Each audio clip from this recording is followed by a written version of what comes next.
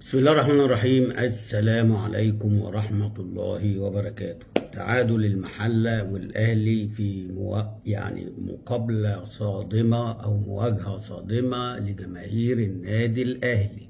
ليه؟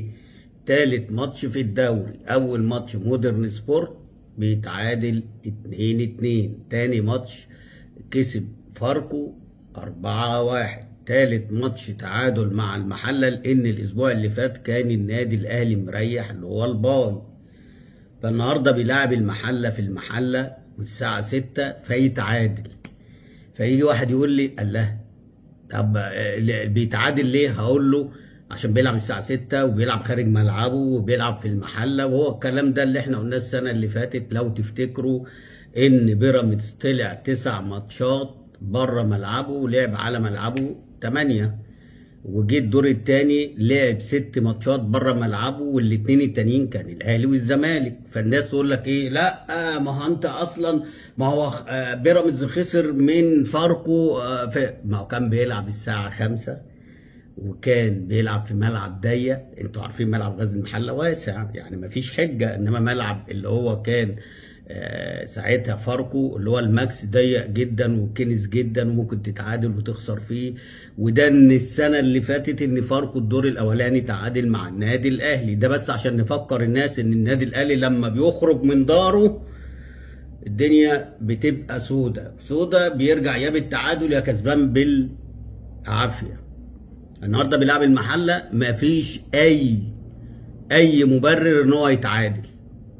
اي مبرر هات لي هتقول لي ضيع كوره تريزيجيه الشوط الاولاني في القائم، كوره الشوط الثاني اشرف داري اللي شاطها وجات في العارضه. طب ماشي، وبعد كده اين الصفقات اللي هي كانت بتاعت اللي هي طلع لسانك للخصم؟ اين الصفقات النهارده كلها صفقات وهميه، كلهم مش قادرين يشيلوا رجليهم. وده حقيقي، لان لو في صفقه واقفه على رجليها تكسب النادي الاهلي النهارده. وهقول لك ان الراجل بدأ غلط، المدرب بدأ غلط جدا.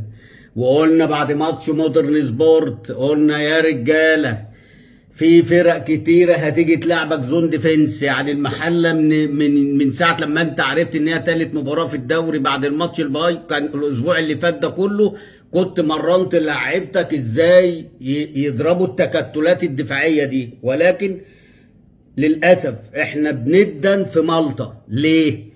لأن طبعا القناة فاضية بس أو البرنامج فاضي إن هو بس يجيب حاجات تانية بعيدة عن التحليل المجدي الإيجابي.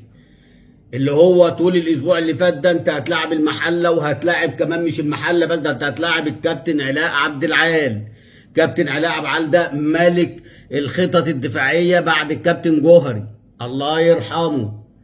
فمفروض تقابله ازاي؟ ابدا المباراه ب2 رصاد حربه سيرف، ولكن انت حاطط لي تراضي بن شرقي وتراضي زيزو وتراضي لي تريزيجيه ومموت الراجل اللي اسمه جراديشار، واخد بالك؟ وبعد كده تقوم جاي مطلع عمر كمال. يعني هو كان عمر كمال السبب في التعادل بتاع الشوط الاولاني، وتودي كريم فؤاد الناحيه الثانيه وتنزل لي الموهبه الناحيه دي. طب ايه الاضافه اللي اضافها؟ ما عملش كروس، الموهبه نزل ما عملش كروس، ووديت هناك الناحيه الثانيه قدامه تريزيجيه، موتت انت كريم فؤاد والجبهه اليمين، مع العلم ان كان من احسن لعيبه موجوده النهارده في النادي الاهلي كريم فؤاد وديانج وشويه اشرف داري، وشويه بعد اللي اسمه احمد رضا ده بعد ما نزل مسك الكوره شويه وخلى فيه شويه خطوره، عمل لك كام اسيست في العمق.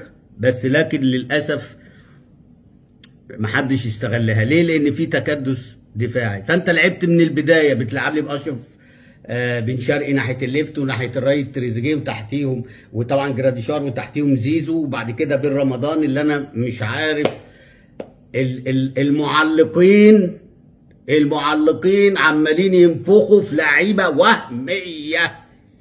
لما هيبقى كويس احنا اول ناس هنقول كويس. محمد بن رمضان جاي ومحترف من تونس والكلام ده، بقاله دلوقتي 3 ماتش مالوش بصمه. ايه الحاجه الوحيده اللي عملها الكروس اللي هو في ماتش سهل قوي اسمه فاركو، انما عايزينه في ماتش زي ده ما تلاقوش. النهارده مضيع واحده طلع وحطها في من فوق العارضه جون. ده انت في قلب الجون، في حد يطلع ويحطها بالشكل ده؟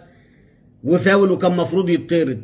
لو الحكم ده كان حكم بس خاف طبعا، لان في واحد مش هيحكم وتهدد، وعشان طرد محمد هاني فاحتمال ما تشوفوش تاني، فهو خاف. في واحده تانيه زق الراجل ياخد الانذار التاني ويطرد، بس طبعا خاف. في واحده في اخر الماتش الحكم الراجل عمل تاكل وخد الكوره حسب فاول. يا نهار اسود، يا نهار اسود، انت مكتف الفرقه كده ليه يا راجل؟ يا راجل ده الكوره دي كانت ممكن تبقى جون. ما تسيب يا عم، ما تسيب الكوره تعدي. الراجل ده هو اللي فاول له، مش فاول عليه. ما علينا. المفروض ان الناس تقول له في الماتشات دي، في ماتشات لازم تلعب باتنين راسات حربه، جراديشار يعني محمد شريف وتحتيه جراديشار، وقعد واحد من الصفقات الوهميه اي حد بقى. تريزيجيه لغايه النهارده ما جاش غير الكره اللي جابها في العارضه من ساعه ضربه الجزاء اللي هو ضيعها في ميامي. طبعا زيزو حاطط دماغه ان لازم اثبت ان انا احسن من الفينا، ان انا برقص زي الفينا واحسن من الفينا وكل ده موتره، لا عارف يعمل كروس. جات له النهارده 300 كورنر، ما عملش واحده على دماغ حد ان هي تيجي جون. فاول. برضه الكروسات اللي هي العاديه اللي هي ما فيهاش حاجه ان الفرود يركب ويجيب جون ولا الباك يركب ويجيب جون، كلها كروسات نمطيه وتأدية واجب. ليه؟ لان حط خلاص الفينا في دماغه. خوان الفينا بقى في دماغ زيزو زي ما هم عملوه في نادي الزمالك وبينفخوا فيه. لا انا بعرف ارقص وبعرف. رخر النهارده كان متوتر وشكله كان وحش جدا، والشوط الثاني كله مختفي، مفيش الا الكوره بس اللي هو الراجل جراديشار عداها له وشاطها وعامر مسكها او طلعها بس. غير كده مفيش اي. وطبعا برضو المعلقين ارقامه الماتش الاولاني عمل اسيستين ايه ده 13 فاول ثابت. ما اي حد بيرفع الفاول الثابت. طب ما انت برضو في ماتش بودر ده الراجل رافع الكورنر زي ما الكتاب بيقول، وعلي الفيل طالع زي ما الكتاب بيقول، وحاططها في السوكه لمصطفى شوبير زي ما الكتاب بيقول. قعدتوا تمدحوا في بتاعه ياسين مرعي وبتاعه احمد رضا، وسايبين الراجل علي الفيل اللي طالع وشايف وراكب وعامل. بس احنا لازم نطبل للعمده. امال ايه؟ ما لازم بقى ونقول بقى ايه اصل ارقامه فين؟ انت بتلاعب فاركو، فرقه على قد حالها وهتهبط السنه دي. مودرن سبورت اللي جايه من الهبوط السنه اللي فاتت بقرار، واخد بالك؟ والنهارده المحله اللي برضو كانت هابطه السنه اللي فاتت بس معاهم مدرب. انا بتاسف لك يا كابتن علاء، بتاسف لك لما قلت الاهلي هيكسب، لان بالصفقات الوهميه اللي جت قلت هيكسب، قلت بالاسماء هيكسب، قلت بالجماهير هيكسب، قلت بالتاريخ هيكسب. ما كنتش متوقع ان انت هتقفل الملعب بالشكل ده وتخلوهم كلهم النهارده عجزه. هتفقس النهارده فرقه النادي الاهلي بالصفقات، هتقول له انت جايب صفقات وهميه. ما كل واحد يبص لحاله. المحله اكبر صفقه عاملها بكام؟ هتلاقيه بمليون جنيه ولا 2 مليون جنيه. انت عامل صفقتين بمليار، صفقتين بس بمليار. ماليش دعوه بقى بين شرقي وبين رمضان وباللعيبه المصريه واللعيبه اللي اتجددت واللعيبه اللي جت المصر، ماليش دعوه بالكلام ده. انا هكلمك على 2 اللي هم كانوا في الملعب النهارده، زيزو وتريزيجيه. انتاج زيرو. يمكن تريزيجيه جاب واحده في القائم. هتقول لي زيزو شاط واحده ده في نص الجول، هتقول لي جت على شمال. انا مالي ما كان بيجيبها في الزمالك. ليه؟ عشان ما كانش بيهرك نفسه وبيجهد نفسه وينزل يستلم عشان يقول لك انا اهو بعرف ارقص، انا اهو بعرف اعمل كروس، انا اهو بعرف اشوط على الجول. كان عالة النهارده على الفرقه. طبعا الناس هتقول لك ارقامه هتنسي الناس تعادل. يعني النهارده هينسي الناس التعادل عشان يقول لك ايه زيزو نجم المباراه. تخيل. طب وعامر الراجل اللي هو اصلا كسر والاربعه الديفنس بتوع المحله اللي هم وقفوا المليارات بالنسبه للنادي الاهلي. يا رجاله حد من الناس الجهابزه يقعد مع الراجل ده يقول له في ماتشات لازم تبدا بيهم 2 رصاص حرب عشان تكسب. ماتش زي النهارده، ماتش زي مودرن، ماتش زي فاركو، لازم يلعب باثنين. لما تيجي تلعب بيراميدز العب براس حربه واحد، اما تيجي تلعب الزمالك العب براس حربه واحد، اما تيجي تلعب سيراميكا العب براس حربه واحد، اما تيجي تلعب المصري العب براس حربه واحد. انما في ماتشات الفرقه هتقف لك، فلازم يبقى في عندك كثافه عدديه. قفشه النهارده دوره كان مفروض ان هو ينزل اخر ربع ساعه عشان يسقط لك كوره، بيعمل لك كوره في السكس يارده، بيعرف يجيب جون، بيعرف يعمل جون. هو ده اللي انت تستفيد منه. انت بقى خلصت النهارده على شوبير، مصطفى شوبير بعد ما وقفت الشناوي، خلصت على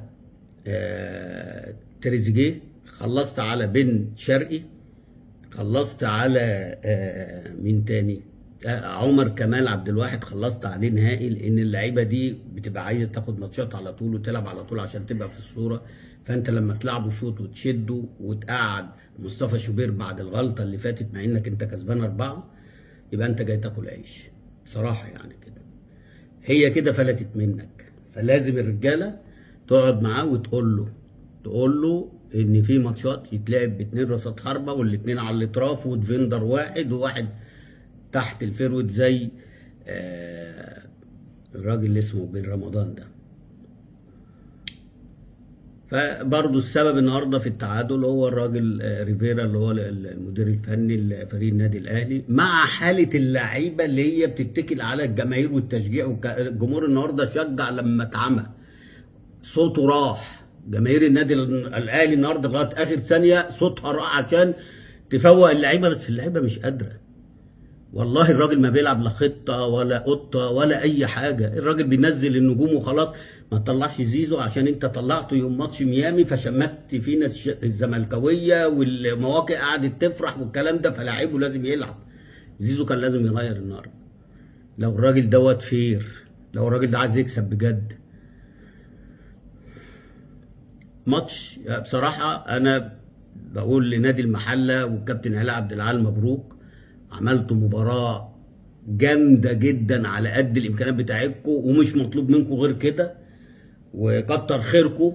وانتوا عملتوا كل حاجه في الكوره ان ما تخشش جون وما دخلتش جون، فانتوا ابطال. والكابتن علاء النهارده انت بطل، لانك عرفت تلعب على قد امكانيات لاعيبتك وفرقتك، وخدت بونت من بق الاسد. بس للاسف الاسد ما كانش فايق النهارده ولا هيفوق، لان النفسيات عاليه قوي. النفسيات تحس كده ان الكوره مش هتخش. مش ده النادي الاهلي يا جدعان اللي الكوره كانت بتبقى طالعه كورنر وتروح في المقص، تغير اتجاه وتروح في المقص، عشان كانت النيات سالكه، النيات كانت سليمه. النهارده الكوره بتاعت بن رمضان وبتاعت اشرف داري وبتاعت تريزيجيه وبتاعت بن شرقي، الكور دي بتخش جون واحنا متعودين عليها بتخش جون. بس في حاجه غلط، ارجع تاني لاوضه اللبس والنفسيات وابدا عالج اللعيبه اللي النهارده زي حسين الشحات نازل لا حول له ولا قوه، بس غصب عنه. هتطلع دلوقتي اللي جاي بتقول لك حسين الشحات السبب، هتقول لك محمد طاهر السبب، هتقول لك مثلا ديانج السبب، هتقول لك مثلا مش عارف مين السبب، بيكهام السبب. انما لا هيجيبوا زيزو ولا تريزيجيه ولا بن رمضان. ليه؟ لان دولت اللي جايين بالدولارات. المباراة كانت من جانب واحد، مباراة كانت بصراحة ما فيهاش المتعة والحلاوة. ان انت يعني انا ممكن اتعادل، انت هتقول لي ما انا جبت 2، واحدة في القائم واحدة في العارضة. طب ما وبعد كده انت بتلاعب فرقة ال11 لعيب واقف لك في ال18، ولازم تبقى عامل حسابك على كده. وهتلاقي كل الفرق اللي هتكسبك او هتاخد منك بونت هتعمل نفس الشكل ده، لان انت عندك لعيبه النهارده تعتبر مش قادرين يشيلوا رجليهم. تحس كده ان يا اما مش قادرين، البدني عالي قوي، بياخدوا بدني عالي قوي، يا اما البدني واقع قوي وهم بيلعبوا باسمائهم. وانا رجح الثانيه دي، كل واحد بيلعب باسمه. زيزو ما يطلعش عشان ان هو جايبينه من نادي الزمالك اللي احنا بنطلع له لسانه وبنعاند بيه الجماهير. لا خلاص، الحته دي المفروض تتلغي، لان جاب اخوان الفينا اللي هو دلوقتي حديث مصر كلها. وراجل ده جاب الجون يا جدعان، ده حيا الكروس الاسيست بتاع عبد الله السعيد، كره طالعه قوي وجري وقام جاي واخدها ودخل بيها لجوه وحطها. ما شفناش الاجوان دي غير من شيكابالا بس بصراحه يعني. وبره على مستوى العالمي من ميسي. اشتموني بقى واقعدوا بقى هيجوا عليا بس ده الحقيقه والله العظيم. الواد في لمسه من اللعيبه اللي هي الاساطير، اللي هو شيكابالا، اللي هو بعد كده بقى ملك الكوره اللي جه في العالم بعد مارادونا، ميسي. مش عايز اطول عليكم في الحته دي، ويمكن هو ده سبب من اسباب توتر زيزو النهارده، ان هو عايز يثبت لجماهير الاهلي لا لا لا انا احسن وانا وكان لعبه كله النهارده كل الكور مقطوعه منه، ملوش ايجابيه، لان ما بتعرفش ترقص. انت ميزتك في الكروس وضربه الجزاء، ارفع لك القبعه يا عم. انت حتى النهارده الكروس بتاعك مش مظبوط ومفيش ضربات جزاء، يبقى انت لعيب عادي من ضمن اللعيبه زيك زي اللعيبه اللي هي ما عندهاش حلول. طالما ان انت الكروس بتاعك اتقطع ومفيش ضربه جزاء انت لعيب عادي. انما لو في كروس عدى يبقى انت لعيب مش عادي، ضربه جزاء جت وجبتها يبقى انت لعيب مش عادي، لان ده التخصص بتاعك. انما المهاره والفن والهندسه بص على اخوان. ماشي، اشوفكم ان شاء الله بكره بعد مباراه الزمالك. السلام عليكم.